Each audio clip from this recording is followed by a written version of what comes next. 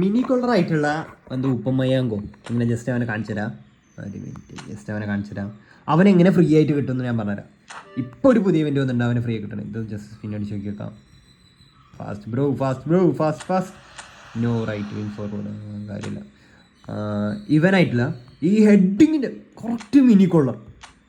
ഇവൻ Paul Onuachu 201 height, target man, മറ്റേ കൊള്ളറിൻ്റെ സാധനം തന്നെ.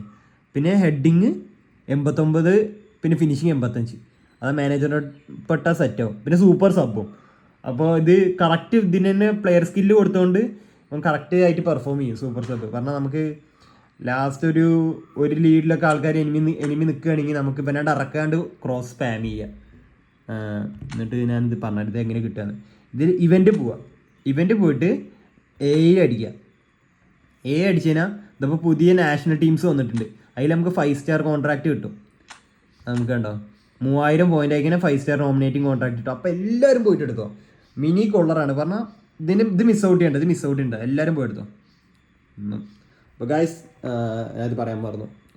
എനിക്കൊരു സെയിൽ ഗ്രൂപ്പ് ഉണ്ട്, അതിൽ ജോയിൻ ചെയ്യുക. അക്കൗണ്ട് ബൈയോ സെല്ലോ ചെയ്യാണ്ടെങ്കിൽ ഗൈസ് ബൈ.